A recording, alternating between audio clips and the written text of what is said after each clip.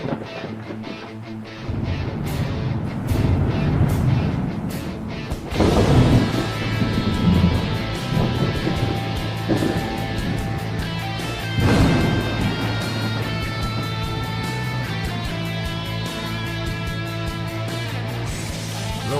welcome to the No Shit Cast flagship podcast of the X Factory Creative Network. I'm your host, Matt Frazier. Tonight's co-host, the great wizard of historical knowledge himself, Mr. Eric Smith. How you doing tonight, Eric? Good, Matt. Thank you. So we got a pretty interesting show coming up for you tonight, folks.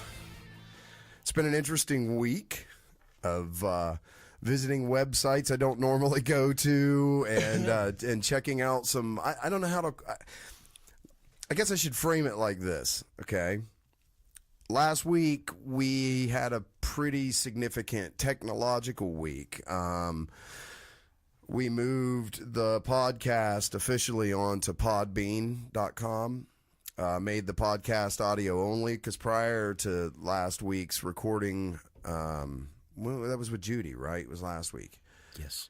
And we had been doing like video versions of the podcast, which made them, they were massive. The files were enormous, right? So I got a lot of feedback from people that was saying things like, hey, asshole, can you make the podcast smaller so they actually fit on my device?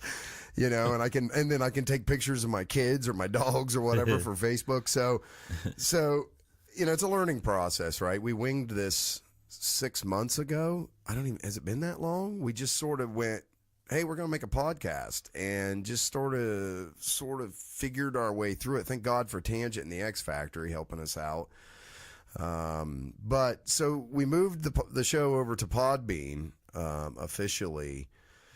And as part of that, we did a bit of, like an outreach to the different Facebook groups that had, you know, subject matter that was kind of in line with the stuff we talked about on the podcast. So specifically, I reached out to the groups that Lauren Curtis sort of resonated with, the podcast, with the steampunk art and stuff like that. So what I did was I went around and I sort of petitioned these webmasters and stuff and asked them, hey, you know, we did this really cool interview with this person about the subject matter of your group, and you might like it. Is it okay if we, you know, sort of share it with your group? And overwhelmingly, it's been very positive doing that, right?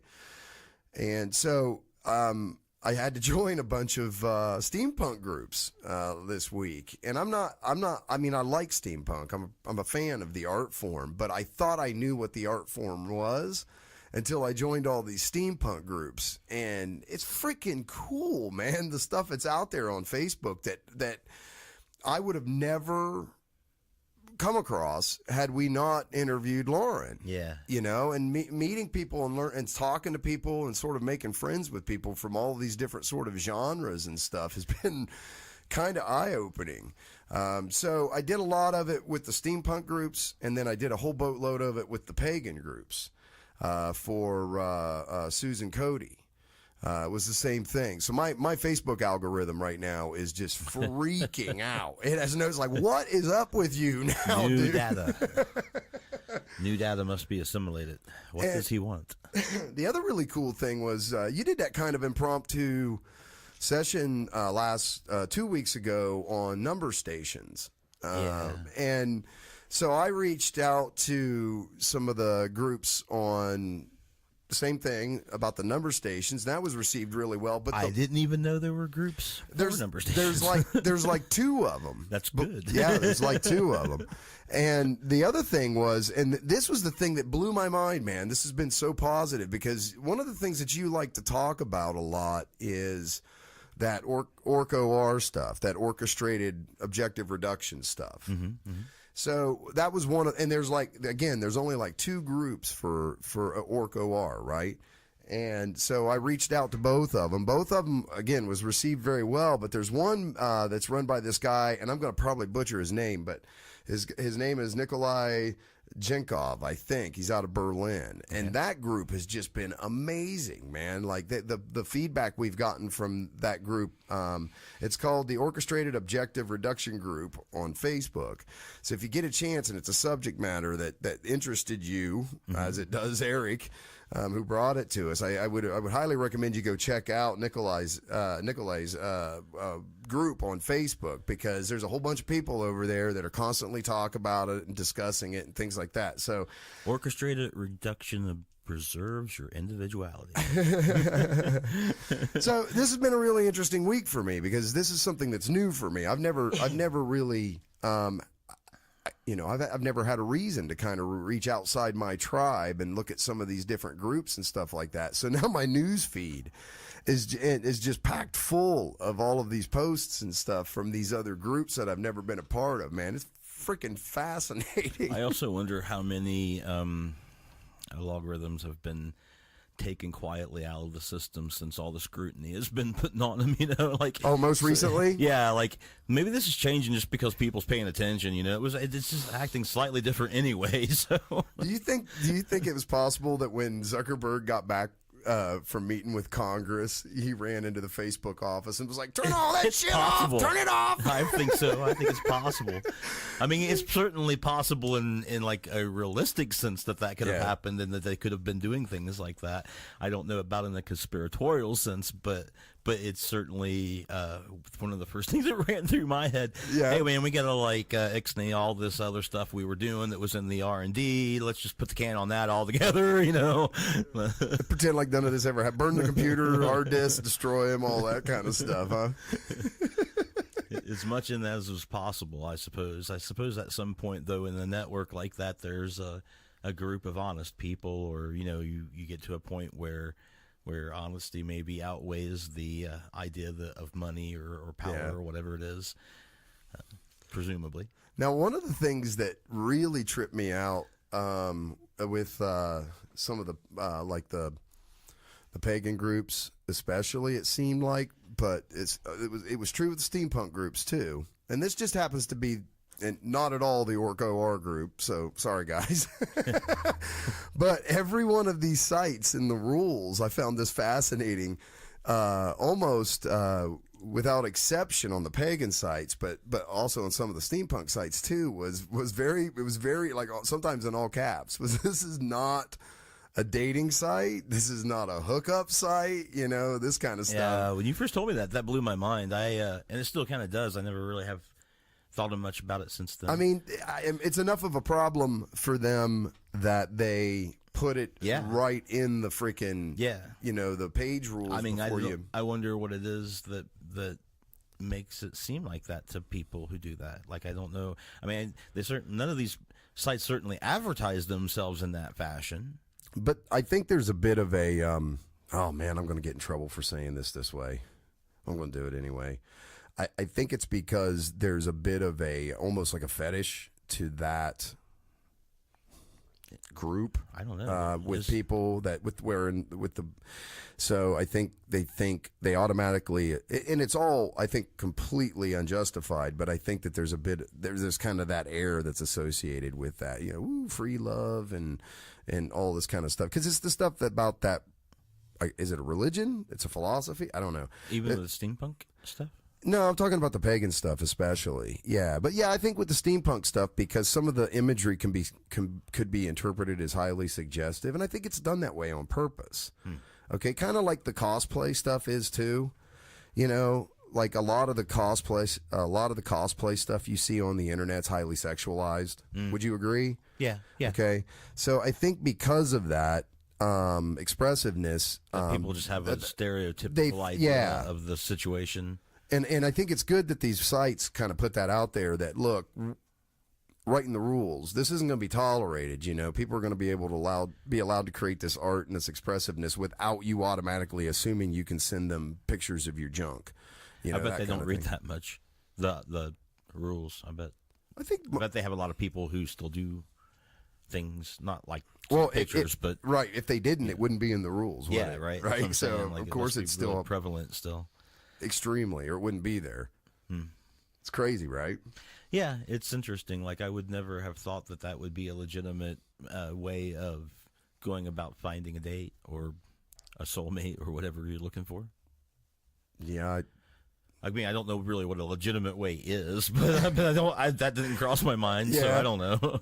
I mean, I know I certainly don't got any. I can't be judging anybody on that page, it's right? not going out at bars and finding people, I don't think. And No. it's not going Necessarily. out yeah, probably not where you work.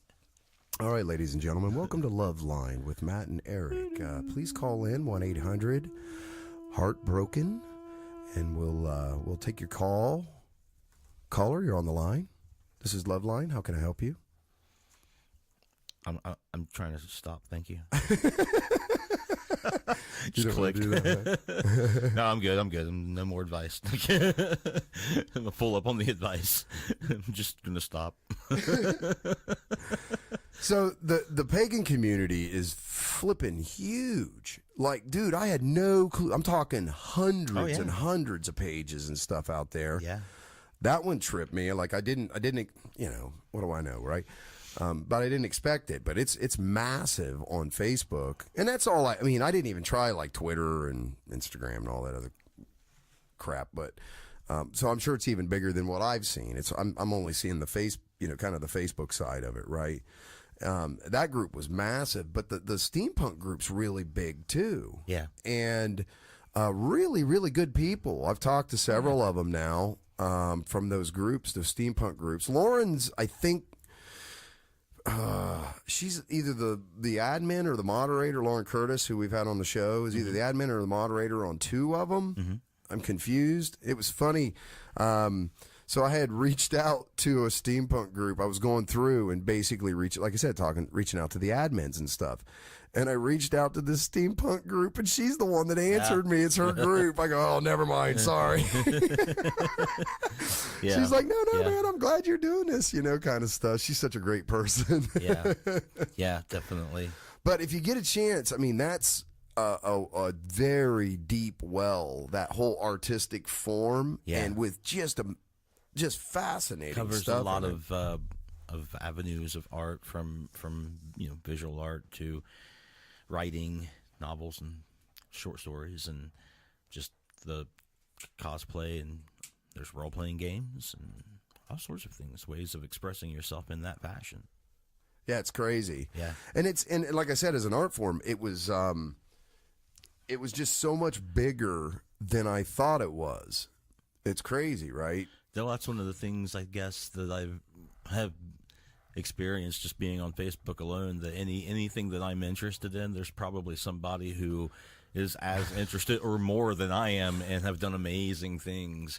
And it's fascinating how much of that gets opened up if you look for it. There's people out there, doing things and sharing things. There's a freak for every kink kind of thing. Well, yeah, it's like taking away boundaries. I mean, a lot of times I think that if you're doing something obscure and you're still passionate about it, in the past you could have a tendency to feel alone and stuff, but you wouldn't feel that way today if you had access to the internet. You would find a group of people who were interested in whatever you were interested in for the most part. So the other thing I learned this week, bro, and have you seen this? That people are blowing up their coolers? No, I haven't. I'm not kidding. Like, it's a thing now. I don't even know. That seems like okay. I mean, I suppose it's okay. I mean, we've blown up 5-gallon cans of water and pumpkins and various other things. No. So that's okay. Right, cool. No, I mean, look, you can do whatever. It's your property. Yeah. People, I don't ascribe to buying things to blow them up, but what do they blow them up with? Again, there's this. So it's not that they're just running over to Costco and buying a styrofoam cooler and then blowing it up with explosives. Okay, apparently these coolers are really expensive, and from what I understand, they're like these super amazing coolers. Like, if you put ice and stuff in it, it'll stay ice for like 5 days. They're like these really super high end coolers, I guess, that like a lot of hunters So what and you're outdoorsmen saying and is- stuff use. So they're really expensive. They're not like, the $5 cooler you get at Costco and you throw it away and ruin, So kill they're trying polar to bears. make a deeper carbon footprint, is what you're saying. I'm not sure what. Well, okay, so High yield explosive so they're- with good. I think they're called Yeti like the abominable snowman, I guess, Yeti coolers. Yeah. And so, like I said, they're like these super expensive coolers. But apparently, what's happened is that there was a special interest group of some. I think it's the NRA, which makes sense. That's why they're blowing up the coolers. Okay. Okay. Now it's kind of coming together. It kind of makes reason. sense, okay. So apparently Yeti. I hope I'm getting these facts right. Apparently, Yeti would give you a discount if you were a member of the National Rifle Association. Okay, and some shit's gone down recently. It's the I know what it is. It's all the protests over the school shootings, and so a lot of companies have been. They used to give discounts to certain companies. Yeti did. So the protesters are like putting pressure on these companies now, and a lot of them are starting to rescind their discounts for members of the National Rifle Association, the NRA. So these people are taking these coolers out of protest, and they put some sort of powder stuff in it that when you shoot it with a gun, it explodes. And they're blowing these coolers up. There's YouTube videos and stuff of this. They're blowing these expensive coolers up in protest of this. It's insane. Wow. Yeah, it's nuts. Yeah, it's. I guess that wouldn't be my first thought of how to protest against the idea. But like you said, it's their property, right? So okay, that's cool. It's entertaining as shit, man. I love it. Well, anything that you blow up generally is entertaining, except for people. There's people involved in it. Yeah, you don't want that, but general demolitions for entertainment purposes is always good. Well, I like the firework. Yes, I do. Right. Or movies. Yeah, movies. That's what I was thinking. Oh yeah, sometimes you just want to catch a movie where shit blows up, don't you? Yeah, or just be amazed at the people whose job it is to make those explosions happen on stage and stuff. That idea of controlling explosions and controlling fire and things like that, and it's pretty amazing how they do that. I don't know that they even do that much anymore, though. Do you think? Sometimes they do. If they got a pretty big budget, and somebody really good, like someone like Steve Winston or somebody like that, they'll mix some large scale effects with a lot of digital and stuff like that, and just the right amount that where you really need it to look real.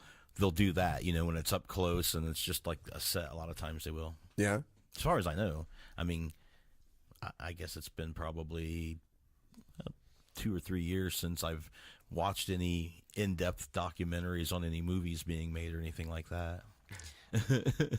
No, my wife gets in moods where she just wants to sit around all day and watch like all the movies where the White House blows up or something. Like that. Action movies. I'm like, oh, is it Blow It Up Sunday again, honey? Okay, cool. I still pull out the Seagal and Van Damme every occasion. Ooh, really? Sure, yeah. Van Damme it? Sure, yeah. Especially Bloodsport. Oh, and, classic. Yeah, and Lionheart, is it? With Van Damme. Yeah. Yes. Okay. Yeah. Yeah. Seagal, I'm on a kick. I've seen too many YouTube videos lately about Steven Seagal being a complete douchebag. Complete Russian. Well, that too, but no, not really kind of being able to back up a lot of the bullshit that he claimed. Like I think he claimed to be a Navy SEAL, and there's no record of him ever being in the Navy. Made a movie or something. As something like he that. did. Yeah, well, that was kind of the first. That was sort of the first indication. I don't think this guy was ever in the military because there's a movie where he plays a cook that's a Navy SEAL and saves the day on from I don't know what it was on a boat being hijacked by which makes you wonder how he got. What was to that be called? Under Siege. Yeah, I was Under Siege, right? So, I think it's at the end of the movie. He like looking face on the camera, and he salutes the camera, but his salute's all fucking jacked up, man. Wow. So everyone's like, "Wait, what?" If you want to start with believability, why is there a cook who has the capability of unarmed combat to that extent? A cook. Well, okay, so believe it or not, that part of the story is not that far-fetched. Oh, well. Because this is an interesting tidbit of information. I don't know if you'll find it interesting or not, but when you enlist in the Navy, it's kind of like this in every branch of the military. You get kind of a primary job that you enlist to do. So they don't just take you in and throw you in any job that's open right now, because what they try to do is they try to take competent people and put them with the jobs that, and some of that is choice too, because they'd like you to be happy with what you're doing, right? So the problem with the special forces in the Navy, though, and I don't know if they've changed this or not, but at least back in the 90s, there were only certain rates. In other words, there were only certain jobs that they would allow you to do if you were also going to be a SEAL. Okay. So it was none of the aviation rates. You couldn't be any of the aviation rates that I can remember, meaning that if you worked on airplanes in any way as your primary job in the Navy, you couldn't be a SEAL. So it was all surface and subsurface warfare rates. And then I'm going to get hammered for this. Like it had to be a rate where the Navy didn't spend a whole hell of a lot on your training, or it wasn't a highly skilled job because of now the way it was explained to me was because of the mortality rate of special forces. Okay, so and it was because they were going to invest so much in your education as a special warfare fighter that they didn't want to also spend all this money. Now they have like electricians. I mean, it's crazy what these guys do. Don't get me wrong, but they were very specific about what they would and wouldn't let them do. And cook, believe it or not, happens to be one of those things that they can do. That's cool. Huh. So yeah, if you'd seen him like on the flight deck, directing airplanes or something like that, and he was a Navy SEAL, I'd be like, okay, that's bullshit. That doesn't work. But that of all the stuff that's wrong, or that's not one of them, or so unlikely or improbable or whatever. Else next time. Yeah, that's the one thing they kind of happened into getting right. So that's nuts, right? Yep, I would not have thought that. It sucks watching movies, man, when you've been in the military. Yeah, and I saw Top Gun before I ever worked on an F-14. Mm-hmm. Okay. Not even close. Like, not even the same. I mean, and what I mean by that is from inside the airplane, like a lot of the representations of the heads-up displays and all this kind of stuff was not even in the ballpark of being accurate. First of all, none of the heads-up displays were multicolored. They're green. That's it. Bright green and dim green. And then I think they can put these filters on them that makes them red, which is the filters is just this piece of glass. It's tinted, real high-end technology here. You like loosen these two thumb screws and slide this piece of glass in and tighten the thumb screws back up. Now the display's red, And that was only, if I remember right, I think it was only when they wore their like night vision goggles and stuff like that. That they even had to have that stuff. But yeah, there was just so much shit about that. It sucks when you've been in the military to watch movies. You're like, that's not right. They don't do that. It's hard for a lot of them, science fiction or historical movies or any of that. I don't watch many military-based movies, but I imagine they're probably just as wrong as as all the other ones tend to be. It's hard, though. I mean, it's hard for them to get everything right, and then to some extent, if I understand correctly, some of these concepts have been handed down through television so long that they would be weird without it. Like, say, for instance, having spaceships fly by with silence. Right. I know that. No, but Battlestar Galactica pulled that off. Yeah, it's not. I mean, people have. So has 2001. Yeah. But generally speaking, when you see a television show, they're going to have that happen because people expect it. But they still made them make noise at times, though, if I remember right, which was a little odd. But yeah, most of the time when they represent space, it's in silence. There's another show that does that too called The Expanse. Yeah. I think they're the same way. They do a real good job of it too, of like trying to really simulate things. Yeah, they do. Like growing up in a lower gravity or zero gravity environment, what it would do physiologically to your body. And that was stuff one like of that. the last episodes of anything I binged watched. Was The Expanse? Yeah. Yeah. I think after that I started succumbing to my studies on the semester, but which, that's why I haven't really seen a lot of these things on Facebook or whatever too. Like I really haven't been on Facebook or anything. Just been doing those. Well, and I've been almost on it purely for the podcast recently. And it's just, you think you've seen everything. And then all of a sudden, man, there's like these whole new worlds open up to you and stuff like that. So what's been turning you on this week other than college? Me? Yeah, what's going on with you? Other than college, nothing, man. Nothing intellectually been piquing your interest recently? Nothing that comes to mind. I'm just trying to keep my studies in my head, mostly trying to remember what it is, because next week is finals. So I'll have a philosophy and an ancient Roman history and a World War II exam. Just trying to, mostly we've been talking about that. That's been what's been intellectually keeping me afloat, essentially. Ah, man, you need to get in my world. Yeah, I know, right? It's been, because I have... I mean, there's a whole new season of Ancient Aliens that just released. Oh, yeah? It was like a 2-hour special. Yeah, I saw a tweet from Giorgio Tsoukalos about it. That there's like another new season 2. I mean, I don't know when these guys are going to run out of shit to talk about. Maybe never. We won't. I don't know. I haven't seen any of that. I haven't seen any of the new Star Trek or the last season of Game of Thrones. Or I want to see those guys. I want to see those guys have, what's his name? Brian Greene. Who's the guy that does the improbability of alien life stuff? Is that Brian? He's a younger physicist. And did like this whole thing about Brian Cox, maybe? Oh, that's might be it. Yeah, he's a younger British guy. That's him. Plays in a band. Yeah, I think he's the one that doesn't he do something about? It was really fascinating, man. About his name's Brian. How unlikely there is intelligent life on par. Okay, yeah, I've or seen that. Yeah, I seen that. And what was it that he was saying about that? I can't remember. Just I think what he was... Oh, yes, I remember. He was saying that essentially it's like what I like to call the Star Trek Next Generation concept, which is that... how should I explain it? In the Star Trek terms, is that they would never contact a planet, no matter how advanced that planet was, right, in any sense, unless that planet had two things going for it.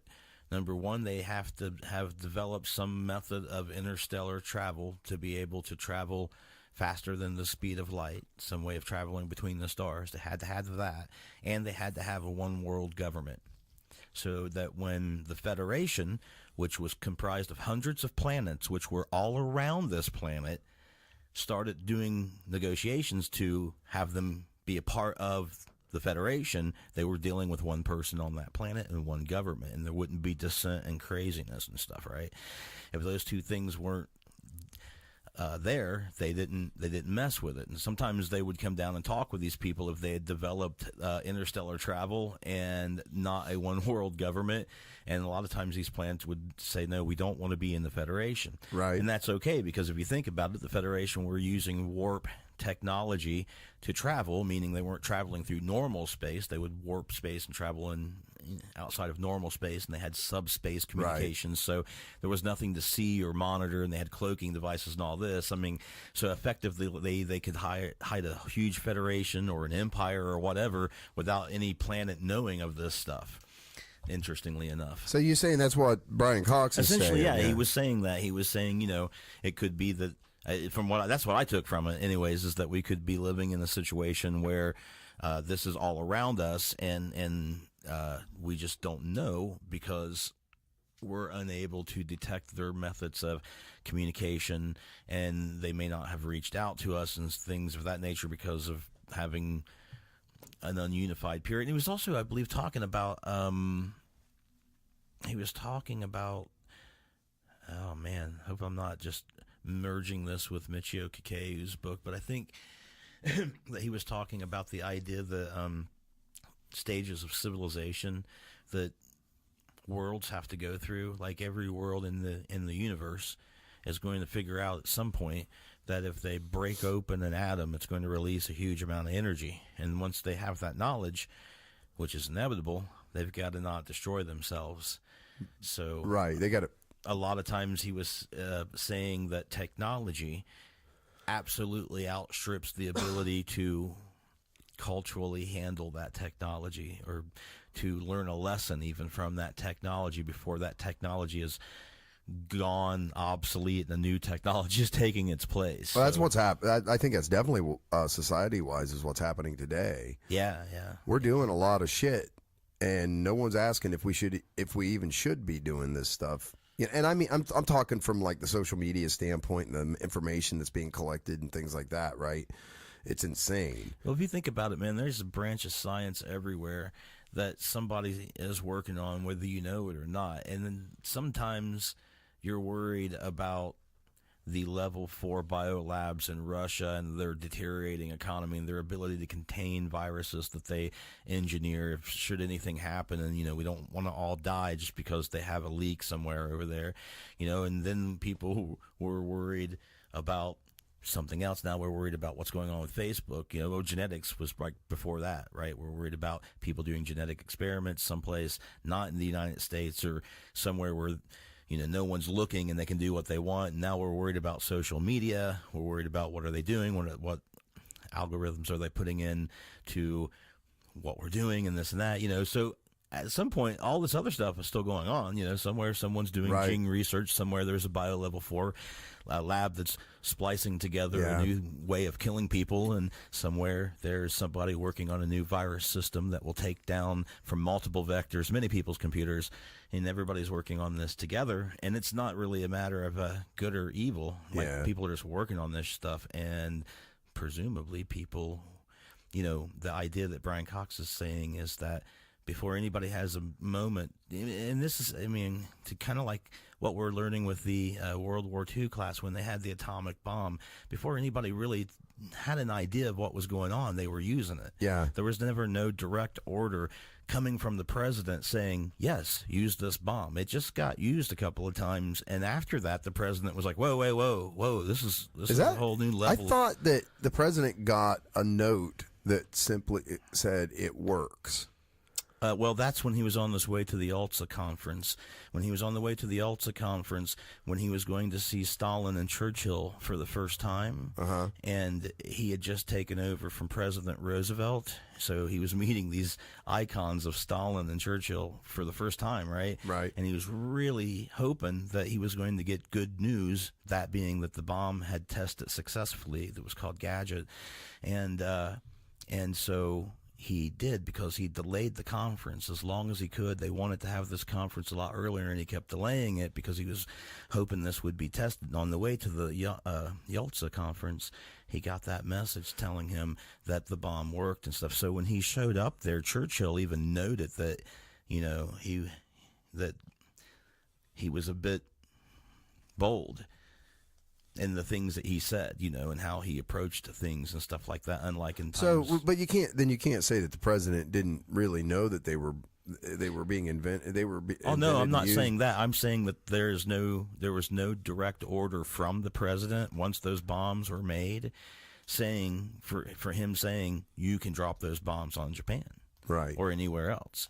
Like, he never gave that order. You're saying that because it was a bomb, the military sort of made the decision that, hey, we're going to use this, and this is how we're going to strategically best use it, and they just did. And pretty much he was a part of that decision. There was just no official order. He knew, as well as these generals, that this was probably going to happen, and he was involved in that debate, from what I understand. But there was no, it was almost like they didn't quite understand what it was. Nobody really did. There's a few people who had seen some tests, scientists and generals and stuff, and they had, mentioned that this was wholly different. But until they dropped these bombs on Nagasaki and Hiroshima. Hiroshima. Hiroshima. Yeah, they didn't really know what they would do and how bad it would be. Yep. Now, ironically, when the bomb was dropped on Nagasaki, which was the first, Nagasaki, right? I think Hiroshima. Hiroshima was first. When it was dropped on Hiroshima, the emperor sent people out of Japan, and the government sent people out to go and look and see what had happened, to see if in fact they had been bombed by a nuclear weapon. They sent experts out, and the experts came back and said, no, this is not an atomic weapon. This is a conventional weapon, and the whole city has not been erased, right? They actually came back and they said that, and continued to war. And then we dropped the bomb on Nagasaki, which was supposed to go to another city, but was diverted to that city because of bad weather and how much flack the airplane had taken and stuff. And it was a much more densely populated city with women, kids, and things like that. And they blew that off the map, and still Japan would not surrender. And prior to this happening, we had asked at the, if I remember correctly, at the ULSA conference and possibly at Potsdam, for Russia to invade China as a part, because Japan had been making advances into that area and had holdings. And before this, Japan thought that the Soviet Union was their friend and was actually asking them to moderate a peace between us and them, because before we dropped the atomic bomb, we already had a blockade around Japan where we could have just we'd cut off all of their ability to war, and they were going to dwindle out anyway. We didn't have to bomb them. We could have waited. It would have cost more lives for sure, but we could have waited. And there was other options they had too, like waiting on this invasion to happen. But when they got the atomic bomb, they didn't really want Russia to invade, right? Because they thought from my opinion, they thought they had such clout, or not clout, but power, that they were going to take all of it maybe, or whatever, right? But they didn't want the Russians coming in and taking anyone before they thought they needed them. But when they had the bomb, they didn't want them to do it. And as soon as those two bombs were dropped, Russia invaded, because they knew that the cat was out of the bag and it was on, and they wanted their peace, in my opinion. And they invaded right away. Nobody, they had promised to and stuff, but he was kind of holding out, kind of waiting to see, because we had done that to them early in the war. But at any rate, there was other avenues that they could have taken other than dropping this bomb. But that being said, it was decided upon by everybody that it was the quickest way to end the war. Yeah. And in fact, even though they did it, they dropped two bombs and the Japanese did not surrender, and then Russia invaded China, and still the Japanese did not surrender. The emperor came in and asked the War Council to agree to the terms of Potsdam, and they wouldn't do it. So it took they almost overthrew the emperor and held him in custody for his own protection to continue the war. And after that failed, the emperor spoke again to everybody about surrender and stuff, because there was other things they could have done too. Like one of the main things that Japan wanted was to not have their emperor, who they deified, to be persecuted for war crimes or anything like that.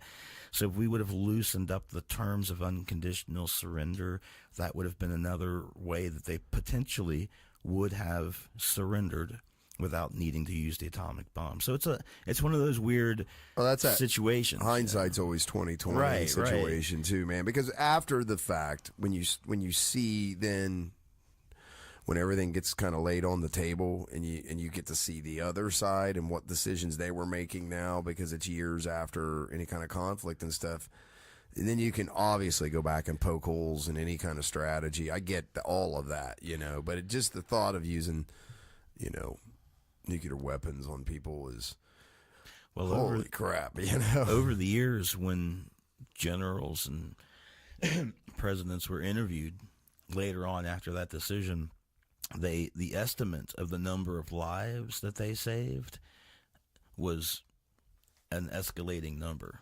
Like every time that number. Well, isn't that the way? Yeah, to kind of justify doing it, right?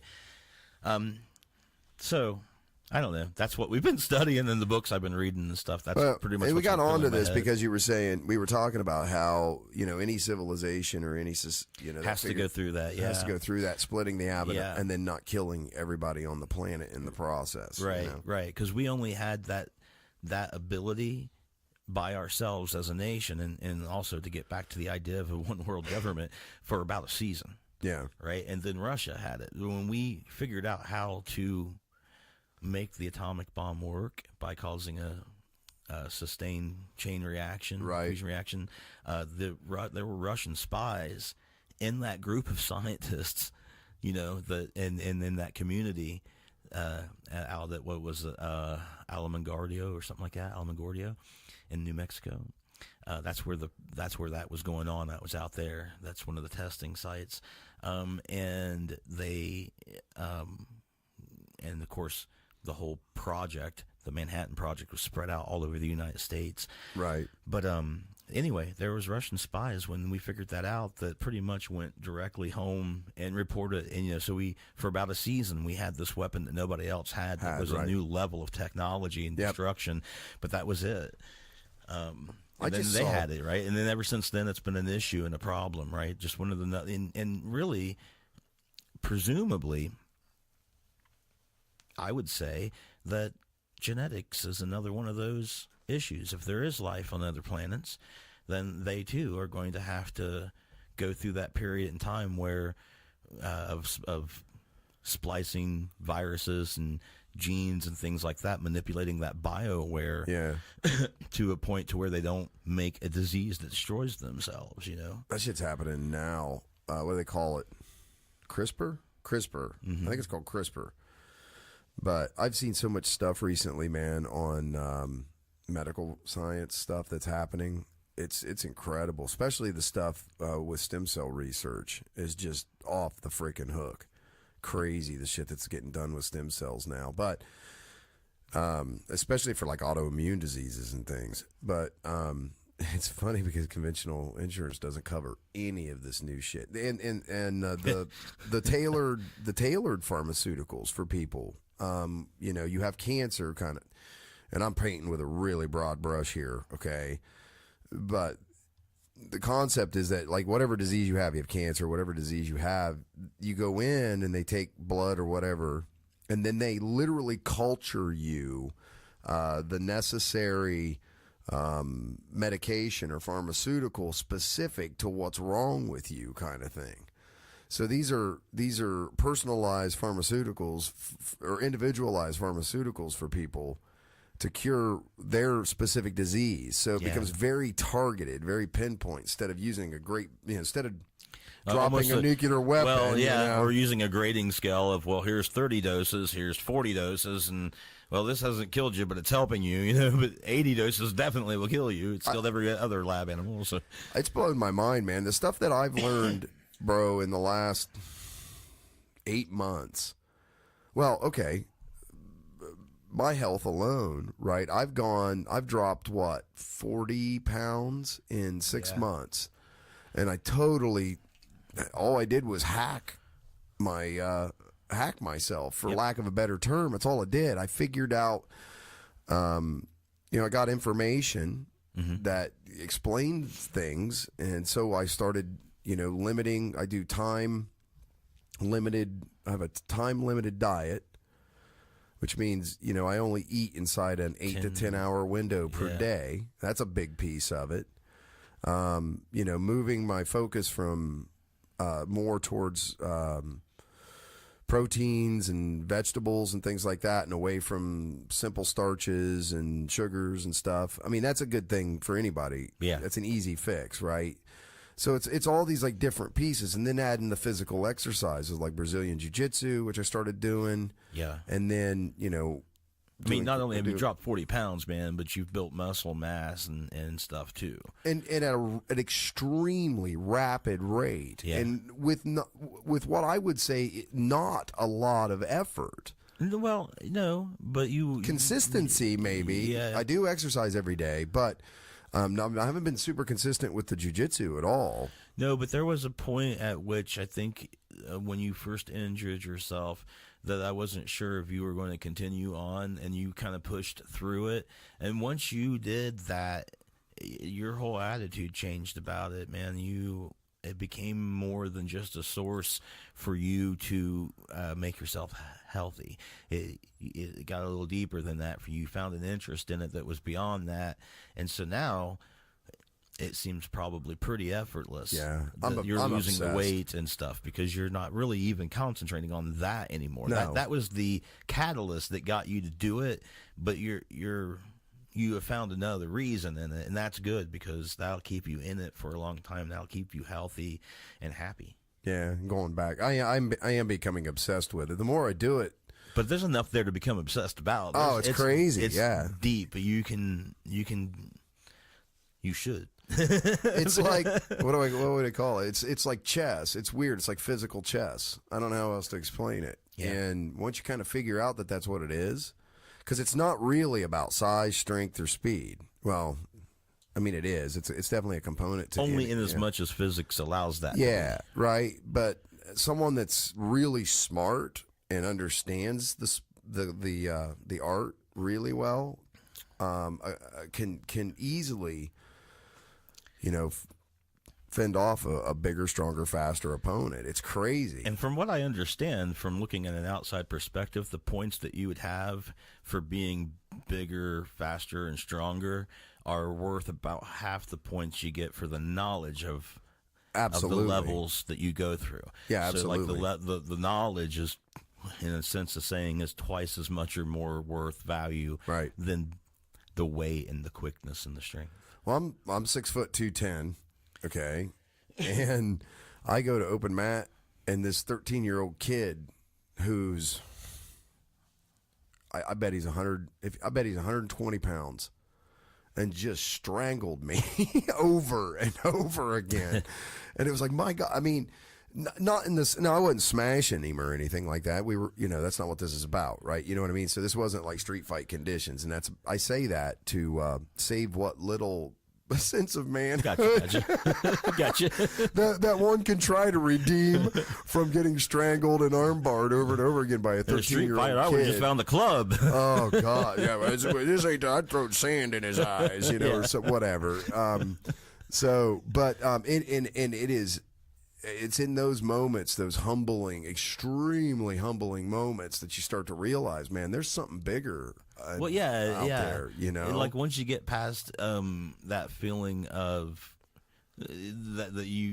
some of your manhood has been affected by this person who is so young and stuff, that you must realize, though, in that at the same time as a deeper knowledge and intrinsically connected to that realization is that knowledge is twice as important or more. It is. As what just happened, right? So it really takes the sting out of it because you realize it's not about that. Yeah. It's about this other thing that I just didn't see and didn't know as much about. Now, if you have that other piece and you also have strong physical attributes, don't get me wrong. I mean, they're definitely like multipliers. Yeah. I would say. And you had to explain that to me in Boyd belts. Yeah, that's the term they Essentially. use, right? And that's named after the person that sort of came up with that. His last name, I think, was Boyd. Mm-hmm. And so that basically is you have to take into account your opponent's physical size, speed, any special traits that they have. Like, you got to weigh all of that out. Right. You can't just say, I know this and that person doesn't, so I'm going to automatically win. You got to, they call it respecting the Boyd belts, right? Because you can go get your ass stomped real quick if you There may be a matrix somewhere. Yeah, there's a chart, right? Maybe there could be. It's a graph, is what it is, with an X and Y axis, and You just have to quantify, some kind of force, right? That you're applying in these. It's in funny these that though it's funny because I don't know.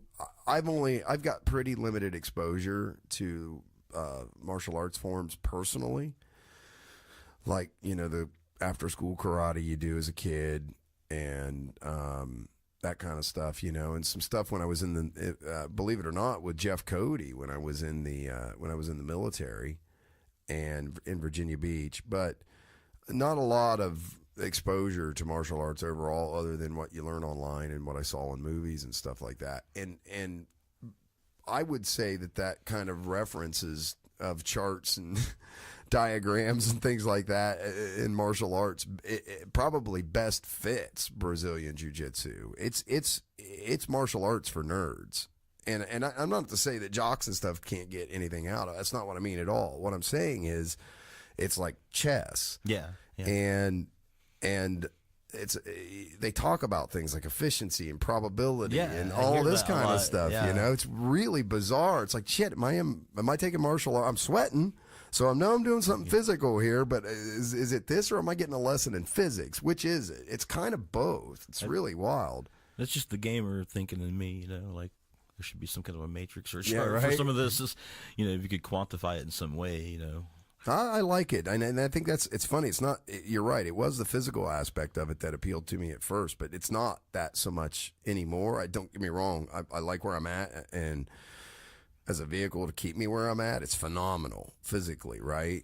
But I'm not. I'm not looking to go jump into the octagon with anybody or anything like that. I have no delusions of grandeur of getting kicked in the head. I'm good, So I'm not looking for anything. I was not, physically, I'm not really looking for anything much beyond where I'm kind of at. But what keeps me going back is the mental aspect of it, and it's frustrating. It's extremely frustrating. Getting strangled by a 13-year-old kid is embarrassing and frustrating, right? But there's something about it. It's like, well, wait a minute. If I could learn to do what he already knows how to do, and a 13-year-old kid can do that to me, that's the connection. And you go, wait a minute, I need to know how to do that. Like, you got to show me that. And he was really cool about it. He was like, oh, okay. Well, yeah, I was surprised, speaking of such, to find out that David the company did that. Yeah, I never looked into that, but there's that's what my professor Anthony was telling Bourdain is really big into it. I seen recently, really? yeah, Ashton Kutcher. I mean, it's a hell of a workout, man. I mean, it's a phenomenal, and you're getting the benefit of learning something in the process of getting into shape. That's the thing. I've never lost weight and built muscle this fast in my life, like holy crap. But there's a much bigger benefit to it than that, between the physical well-being and then the mental well-being, and knowing that, hey, you know this stuff, and it kind of alleviates any kind of anxiety that you would have in social situations or things like that. You know what I mean? Mm-hmm. Like, because it's like, well, if shit really hit the fan and Uncle Bob has too many beers at the cookout and starts, dropping the racial slurs or whatever it is, I can go put Uncle Bob night without beating the shit out, or without him getting completely beat up because he's just being a drunk dumbass, tonight kind of thing. So there's like that piece to it too. It's and weird. Without having the law called to your property and having a state of emergency declared upon your property and losing your rights. It's fun, man. I mean, I know I keep trying to talk you into it, and it's just a time thing for you. But money, I would highly recommend so many things. I'd highly recommend anybody go get involved in it if you can. If you can find it, go do it. It's phenomenal. Absolutely. And it's not, and it's funny because it was nothing like I had heard it was going to be. What did you hear it was going to be? Like, I think it's kind of the same for when you go to boot camp, now that I'm thinking about it this way. Before I went to boot camp, everybody told me their stories, what boot camp was like. Mm-hmm. But their stories were 12 years old. And then when I went to boot camp, it was not really anything like hardly what people told me. Most of it was cliche. And then when, it was funny because when we left boot camp, they told us at the end of it, yeah, we just do all that shit because you guys expect it. Like the trash can thing, throwing the trash can to wake you up on the first day and all that crap that they do and screaming at you. That like only happens really on the first day.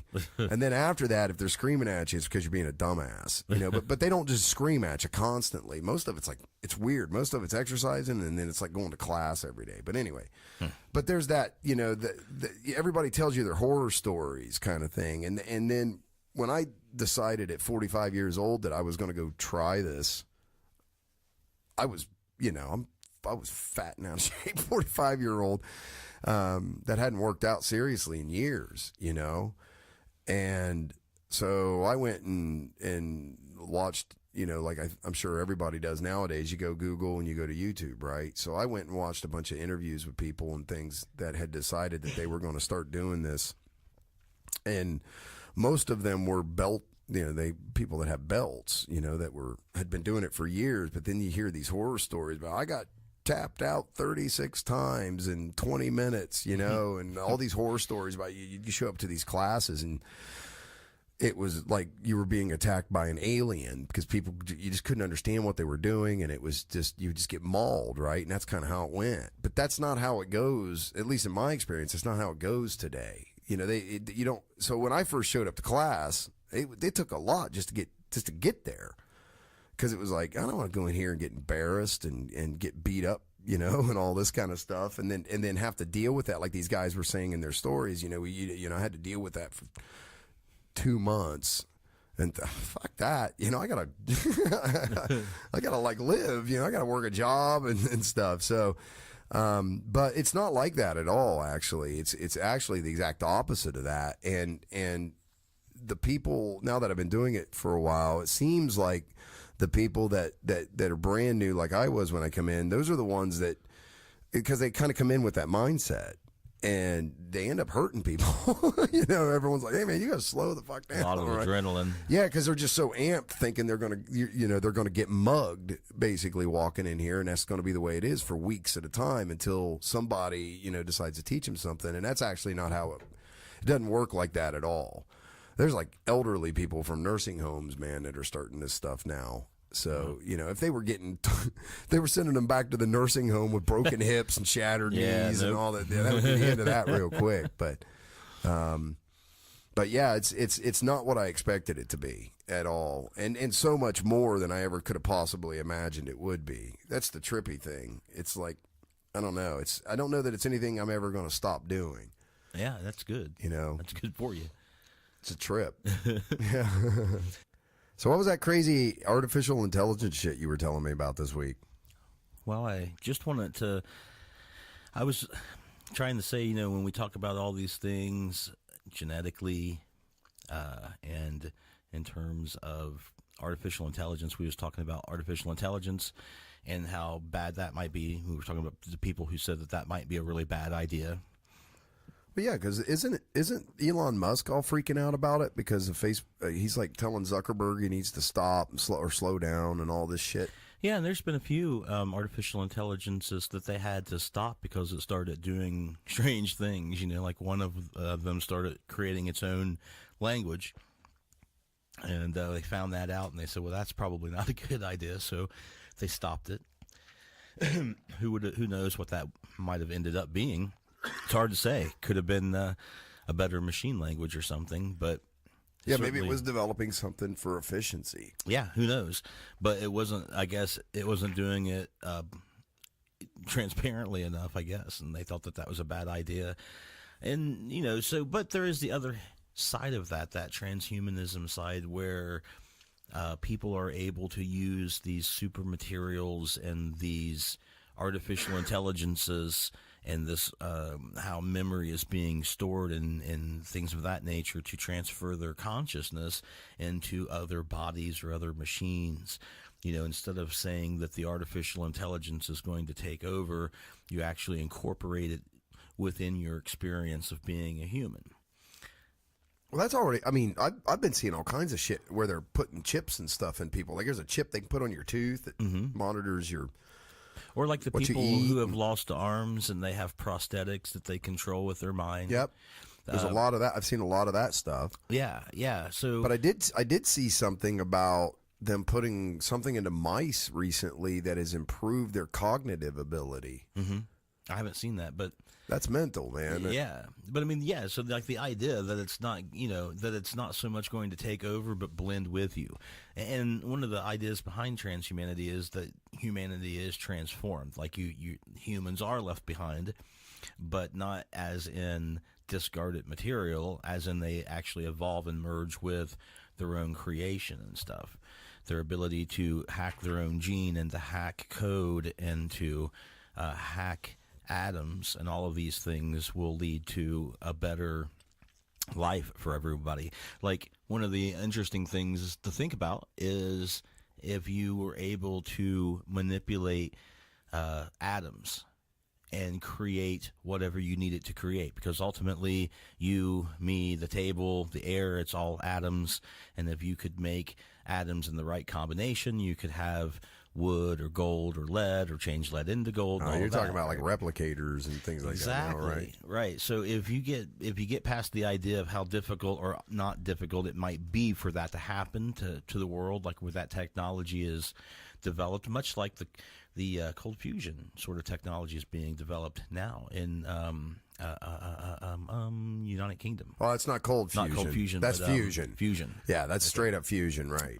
Right. Cold fusion is a myth, as far as we know. Yeah. But they're supposed to have that ready by 2020, right? Last thing I read. Everything I've seen says that they're going to have a working sustained reaction by 2020. It could be powering their cities and stuff. It will be a working prototype. I don't know that it's going to. I mean, and from that point, it'll be scalable and duplicatable, right? Yes. But I think that's. I don't know that they're going to be powering the UK off of this thing in 2020. But it's not being suppressed or anything. It doesn't seem to be, and they're not the only ones working on it. Right. There's several universities now that are running similar experiments on different fusion reactors now. And then I just saw I think it's a company out of Australia, man, or something like that, that's got a super small one, like almost, and they're building it to be modular. So there's crazy stuff going on with that. Yeah, you might have to bring me round to the question again. But speaking of Australia, did you know that there's high definition video or vinyl discs coming out of Australia here in the near future? Yeah, we talked about that, Did right? we? I don't know. Yeah, because I'd said something about it being, what are they, two needles or something like that, and we're like, no. Yes, okay, good. Yeah. Then, just like we're talking about with that fusion process and stuff, right? If replicators were invented and started to be a technology that you could start disseminating and making smaller, and eventually you had that and everybody had access to it, one of the things that they say is that you would lose all the basis for economy, like money and stuff, because you wouldn't have anything you would need to buy. You would just replicate whatever you would need. And then when you were done with it, you would unreplicate it. Well, the atoms got to come from somewhere, don't they? Yeah, they can come from anywhere, though. Your next door neighbor. Air. So you get anything, whatever you have. I mean, we're not in short supply of atoms. No, I kind of get I'm just being a shit, but I get the concept and the idea behind that. That's in that, I think it's the second one, the Zeitgeist, where they talk about like universal basic income and stuff like this, or even conversely, is moving away from a monetary based system and moving towards a commodity base. Is that right? Yeah. So resource based system, and versus a monetary based system. Resources would be supplanted by replicators as well. You wouldn't really need resources, right? Other than certain kinds of resources, right? But most of the things that you would consider to be resources, you could replicate if you needed it. Yeah, but that's what I mean. Matter's neither, or energy's never created nor destroyed. It just changes state, right? So that energy or whatever to create these atoms has to come from something. So there's going to have to be some sort of source material. Yeah, you're talking about the source of energy, not material, though, right? Like, well, you're talking about creating matter, then. Not creating matter, rearranging matter. So you have to start with matter somewhere. Yes. And then that's your source material that gets rearranged into whatever the person at their replicator wants on the other end, right? Yes. So that source material still got to come from somewhere. And and we've got plenty of like hydrogen atoms. Oh, no, I dig it. I'm just saying it's got to come from, it's still got to come from something. You don't get nothing for free. Well, don't we have an unlimited supply of hydrogen in the universe? I don't, and you'd have, I'm not. I'm pretty sure that's like the most abundant element. I thought carbon was. No. Hydrogen, I believe, is hydrogen. That would make sense, actually, because that's what the first stars were formed out of. And if you could if you actually had a replicator, it wouldn't matter what atoms you were using. Well, but really, in the bigger question or the bigger thing to consider there, though, is because I think what you're kind of getting at is as technologies continue to evolve, they're making. Boy, if this isn't Buckminster Fuller, they're making whatever was the previous system, the previous paradigm, the previous thing, whatever it is, they're making it obsolete. Yeah. And I mean, taxi cabs, unfortunately, are probably going to eventually be mostly obsolete. Yeah. They're all going to turn into Ubers and Lyfts and things like that at some point, I would think. Yeah, just saying that if we lived in a world that had these kind of things, there would still be energy involved in making that transformation, Yes. so that you would have to have an energy source, and that would probably be something that would be in some way taxable to people. I mean, even on Star Trek, you have replicator rations, right? You only have a certain amount of things that you can replicate. It's not there. The issue is not in where they're going to get the base material. The issue is in the energy that it takes to arrange that base Could you material. imagine a hoarder having a replicator, Well, or someone that would be bad, yeah. You know what I mean? And it's like... But in most instances, you wouldn't need anything. Like, you wouldn't have anything in your house, really, right? Because Like you would just replicate it on demand. Yeah. Anything you needed. And dereplicate And it. dereplicate it on... Like dishes. You would eat off of them after replicating them, and then you put them back in the replicator with the food on them, and they would dereplicate. You could replicate them later if you needed. You wouldn't need a coat. You would go to somebody's house, and if it got cold, you'd replicate a coat, take it home, unreplicate it. You wouldn't have to own a coat. You would just have to replicate one before you leave the house if you needed one, or at your buddy's house, as long as this was unlimited sources of energy for the most part, like not in a physical sense, right? But like, as an engineer... no, I mean, like, if No. I'm going to say, what I'm going to Oh, say is, gotcha, someone, I don't know that, I think it's, as somebody that builds systems and shit like that, right, for a living, there's no problem on this planet that we can't fix from the standpoint of food, water, shelter, all these things. That's a fact. We can fix all of them. We can fix the drought in California. We can irrigate and water all of Africa if we wanted to. What we don't have is anybody willing to put the money in it. We have the technology. We have everything we need to do, technically speaking, to do all of these things. Okay, but it's the monetary based system that actually keeps us from doing them. Right. Well, that's why I say you have to get past the part where how it happened or if it was released to the public, but assuming Well, that in the future that happened. But the biggest limiting factor, man, to be honest with you, is energy. Yeah.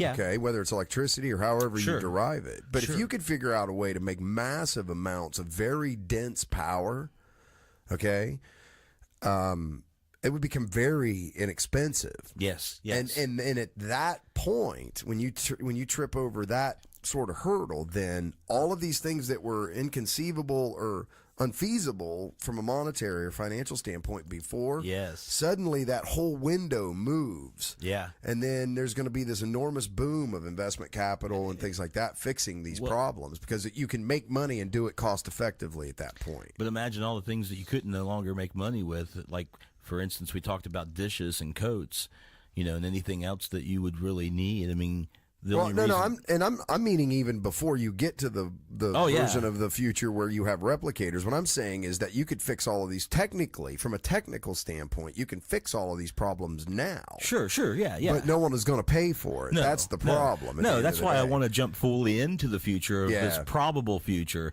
and land solidly there without seeing too close how you get to this point, right? Right. Let's just accept that this is life, right? That you have a clean, convenient energy source that's virtually unlimited for the most part, and you've got a replicator that can produce the things that you need to produce: tools, food, water, right? You have that energy source in this replicator. You don't even need the basics, right? And there's no question of purity in that sense. So in a world like that, what would the economy be, right? There certainly wouldn't be a need for a bartering system or a monetary system, because everything would devalue, and you wouldn't have a lot in your house, because the only reason people hoard stuff is because they don't want to lose it. It's kind of like how people used to have great collections of albums and cassette tapes and things like that, but now a lot of days, or even movies and DVDs, and a lot of days now people are just using streaming services or pirating things, so they don't have any medium that they actually carry with them because it's all elsewhere. That would be that case in a real sense, not like it's in the cloud, but it's just literally on demand printing of everything you need. Yeah, food, water. From a materialistic standpoint, everything you need you can have anytime you want it, almost anywhere you want it. So how would the economy of the world work in such a situation? Well, there would. I think what becomes valuable then is experiences and people and art. Why would art be valuable? Because it would be something that not any person could just replicate, like to create something that had never been. But once it's created, it's created, you could sell the pattern, and it could be replicated over and over again. So the need would be for this new stuff. Like that would boost like the artist kind of into a much better position. Well, then it wouldn't be the art; it would be the innovation. Yes, absolutely, the innovators but that innovation would no longer really. It almost wouldn't no longer be in. Could you imagine what would happen? Sciences, it would be in just head things, right? What would happen to the human condition if you took all of its need for worry away from the human species, right? And then give it a holodeck predicated upon the same science of being able to move around atoms. You could just have I have never subscribed to the Star Trek's version of what kind of debauchery a holodeck would quickly devolve itself into. Oh man, they do that on DS9 too. Quark, like he sells the time and the It's holodecks. like you're cussing at me now. What's Deep Space Nine? Okay. Star Trek Deep Space Nine. Yeah, the guy that runs the bar, Quark. Yeah, he sells hologram time for nefarious things like that for people to go in and do whatever they do, and nobody knows. They're like little booths and stuff, and they kind of play it up like that, like it's the old go watch the stripper in the booth sort of a situation, kind of seedy, right? And every so often, like the government comes in, Starfleet, and says, "Look, we need these hologram decks, and you're going to give them to us, and you get your people out and tell them they're in use," that kind of a thing, right?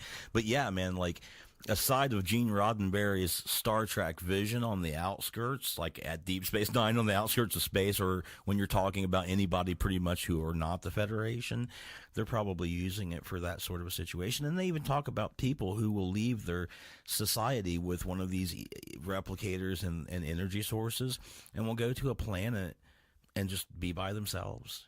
It's not even a matter of going out into the wilderness and being rugged. It's a matter of social isolation. They have everything they need. It's not going to be rugged regardless of what M-class planet they land on. And there they are. Until they're dead. Or whatever. Yeah. Sometimes whole societies do that. They had one interesting show where... No, wait a minute. Sometimes in science fiction, whole societies do that, right? Yeah. There's no such thing as a replicant. I'm saying in the Star Trek universe, yeah, they will, kind of like in the movie The Village, right, where all those people went out and they tried to abandon technology, but they tried to sectarian themselves, right? But sometimes whole... like cultures or tribes, like they had in this one episode an interesting thing where they had an Indian tribe who had left and did that. They were fed up with their what had been going on with their history on Earth and stuff, and they had banded together in a small tribe and taken these couple of devices with them and a few extra things and just went somewhere else. The show, of course, ironically, or not so, was about how the Federation now needed that place for something specific, and they couldn't live there. So they had to go somewhere else. They evicted them. Pretty much, yeah. It was something like that. Yeah. Eminent domain. Yeah. I mean, there's still that trumps all of these ideas that we're talking about. There's still, if the Federation wants that shit, that's theirs. You can have what you want. You just got to do it over there. Well, what if? I think there's a lot to be said, though, man, for the concept of transhumanism, but I don't know if Gene Roddenberry's no, vision of no, it wasn't. That wasn't have anything at all to do with transhumanism. I just drifted over into no. I'm talking about it now because we were talking about AI, and then we were talking about people uploading their consciousness entirely, being able to do these kinds of things now, and they are. I mean, it's funny because this is how it's going to work. It isn't going to be like people are going to be forced to do this stuff. You're going to want to. You're going to, and dare I say, far enough in the future, you're going to have to be able to compete, One of the things it comes down to is whether the mathematicians who computate the amount of processing that has to be done for emergence of intelligence to happen versus what Stuart Hammerhoff and Roger Penrose of Orco are calculate has to happen in the brain for the same thing to occur on a quantum level. It's when you compare the math, which you could probably do better than I could. I compare the math and compare what the people are saying about the math, right? So, but it's an interesting thing. And you're talking about if you could get a quantum computer to you could create quantum consciousness in that sense. Yeah, and that's all kind of goes in hand. It's so funny because so much of this shit's so connected together. Yeah. Well, apparently what Hammerhoff and Penrose said set back made the computations that traditionally were held true to have to be a lot deeper than they were by like a factor of 10 or something, if I remember correctly. I'd have to read it again, but that was one of the main issues about it, was that, you know, all these computer guys were headed toward this kind of goalpost that they had set for themselves for artificial intelligence, and these guys came along and said, no, it's a bit deeper than that. It's going to have to be a bit more if you're going to replicate these things. And in fact, we're not even sure if the processes that you're talking about that's going to emerge from this process even happens in our reality fully. That it might happen in a superpositioned reality that, Right. you know, like, so. I know that stuff goes so far down a wormhole. It's almost, it's bottomless. You could just take any tangent off of that, can be, you know, hours of discussion. That or an ex-wife. Almost everything can be related back to that too. Are you saying that your ex-wives are black holes? Or that ex-wives in general are black holes? From a Susskind point of view, maybe. Whereas the event horizon of the black hole just stops time and information gets imprinted two-dimensionally. Sure feels that way. It does, yeah. Doesn't You're stuck in that mire and you're not going anywhere, and you're reduced to a shadow of the person you were, and, you know, see, anything can be related right back to that. And then, you know, you don't want four together in the same area of quadrant of space or parsec or any of that. You know what we need to talk about? We need to talk about sports. Is there any sports that involve throwing spears? Is there one that's like that? What is that? It's the javelin toss Yes, in the Olympics. I don't want to talk about sports. I just thought that'd be funny. That may be the one I'd pick, though. That's weird that that's a sport, though. The javelin toss? Yeah. I mean, you know, they got archery already, so this is the kind of a different form of missile combat. It's throwing a spear, basically, is what it is, right? Yeah. Yeah, I mean, that's a bit antiquated compared to shooting an arrow. Isn't that like a significant stage in the development of any society, is when they reach level of spear and pole arm? It's a significant stage of anger that you reach. I don't know. I know that, well, I don't know if spear is, but the idea of using flint to make a spear point is. Yeah. And that those have been tied on to lots of different things. But of course, it was probably early on pretty obvious to them that having it at the end of a long pole helped keep things away from you too. Some of these spear extended the danger from you. Yeah. Yep. And they were these spear people were originally hunting pretty large game. Yeah. Big giant lions and elephant sort of things, and humans. I saw something the other day. It went by. Humans fighting giant sloths. Yeah, there were giant sloths. And there's an archaeological dig, according to this, I'm sure, fact-based post I saw on social media, that there's evidence that the humans fought with them. Probably. I mean, they must not have moved as slow as they do. No, today. they probably did. That's probably why they were fought with them. I mean, in the world of this thing that can just run you over, like the woolly mammoth or a saber-toothed tiger. Yeah. Like I'm going to go for the giant slug. I mean, yeah, it's big. It's got some razor-sharp claws, but it ain't moving as fast as those things. And it ain't moving like unstoppable trample sort of damage like in Magic the Gathering, like with the woolly mammoth and all that. Like, it's just a sloth. So they probably looked at that and, yeah, man, we'll eat that. It may not even taste as good, but they're like, all right, that's cool. We're having sloth tonight. Oh, the great dice of evolution, the little ones that are hard to see survived, and the great big giant slow, they didn't make it. Yeah. They were dinner. Yep. That's it, man. That's messed up. Yep. You might have to go and test your manhood by killing the other things, like Fellas. larger tribes might go for woolly mammoths and stuff, but they probably ate a lot of the sloths too. They, I mean, it looks like a better target, but I know that the women made nets and stuff and trapped small animals, Small game, yeah, rabbits, smaller and things like that. Yeah, and so I don't believe that just the women did that. I would imagine snares and traps and all that's. I mean, that's all the evidence we found that it points to them. The men were out with the spears hunting the Being stupid giant and getting ran sloths over and the by- giant saber-toothed cats and the giant woolly mammoths. sorry, Martha, Bob didn't make it. Yeah, right. Yeah, it's a rough job. I mean, What do you mean you got plenty of rabbits and snares? Yeah, we could have lived on rabbits for 10 more days. Well, So you know what that means, right? That means of course, they use these larger animals too for their tools and stuff. The giant teeth and tusks And their pelts and all yeah, that they stuff, would yeah. use that. Those are tools. So probably maybe better than a sloth because they don't really have anything except some giant claws. Maybe they made jewelry out of that. Yeah. I don't know. They did make jewelry, and they did have musical instruments. They made flutes out of woolly mammoth tusks. So somebody was getting ready to throw a spear going, I'm going to have me a flute. I think my wife was telling me she read something the other day that tattoos predate Homo sapiens. Maybe so. I was like, what? Is that true? She's like, yeah. Neanderthals having tattoos is Yeah. a distinct possibility because they made jewelry and they made musical instruments, like I was saying, Right. with flute and stuff. So I mean, it's not unlikely they had ritualistic burials and things like that. Sure.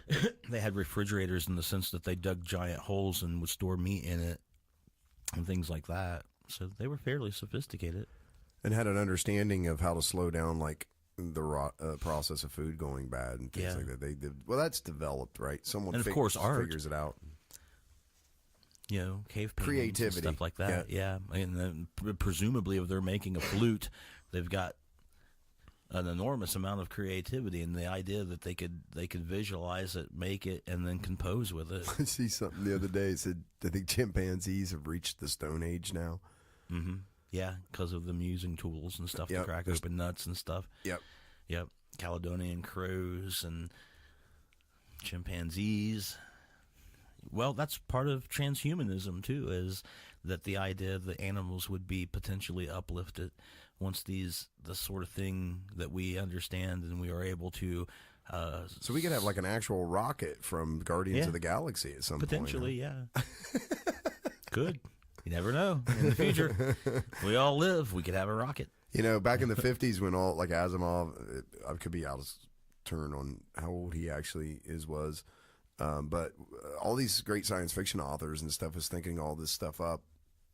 And it was completely unattainable. And it was science fantasy and fiction and all this. And how much of that shit has come true now? How much of that stuff's actually happening now? Yeah. Yeah. You know, I remember, Star Trek. They would walk around with what they call that thing that they... Tricorder? Yeah, that it would do all the science stuff and all that stuff. I mean, how far are we from that with cell phones at this point, Not that far. They've actually made some prototypes of things that can sense in an area around you. It's mostly like air sensors, I think, but they're working on that sort of stuff too, like you were talking about. No way, really? Yeah, I don't have the article on me. I don't know if I can. I don't even know if I even saved it. I'll look for it since we have this device now.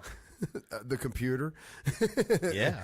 Yeah, that's another thing that changed here recently. You and I both now have a computer in the studio, so hopefully that makes things a little flow a little better when we're interviewing people and stuff like that. Okay, real life tricorder. So, You like Google it or something? I'm on YouTube and I just put in the words real tricorder and it came up as real life tricorder Dexter. That's just the first thing that I see. So there's stuff out there is what you get. Yeah, people doing stuff with that. Yeah, here's a CNET news. Star Trek tricorder becomes reality. No shit. Yeah, it's just 2 minutes. I don't know. Can we play that kind of a thing? It's CNET. I don't know. Okay, well, you can go look at it. But yeah, they're working on that. It's coming. There'll be man. a day, yeah, they'll be looking back going, yeah, man, remember how they predicted tricorders? Now we have them. I think, though, that most people would argue that technology, which was supposed to make life easier, For a lot of people, it hasn't. It's made it more confusing. Oh man, I was at McDonald's today. I went into McDonald's this morning, right? Okay. And I was sleeping. I went in and I was going to grab a coffee and a snack wrap, okay, for my wife. And so I go in and there's like 3 registers and there's 6 deep at every register, right? So I'm standing there and I'm looking at this. I ran in instead of going through the drive-through because the line at the drive-through was just forever, right? And generally, if you go in, it's actually quicker. I don't know if you knew that or not, but running in and getting food is almost always faster than going, or used to be. Now they got 2 drive. Anyway. I like complaining in my car, personally. Big ass line at the drive-thru. I go in, big ass lines at the counter, right? And I'm standing there and I'm like, son of a bitch, man. I don't want to wait this. And I turn and I like look to my left and there's like neon letters that says order here. I go, what? And I look at it. It's a touch screen. Uh-huh. It's got a place to put your you can't do cash, but it's got a place you put your credit card and stuff in or whatever, your ATM card. And you just sit there and just do what I imagine is mostly what they're doing. Yeah, probably. The people that so it was funny. I used to think that these like automated things, because there's this chain of like convenience stores in New Jersey and stuff called Wawa. I don't know if you've ever heard of them. I have not. Yeah, a lot of them you go into it's like a convenience store, but they'll sell sandwiches and stuff. But they have like these places where you can place your order just in the store. They're out like, okay, I'm here's the milk, and there's a place I can place an order.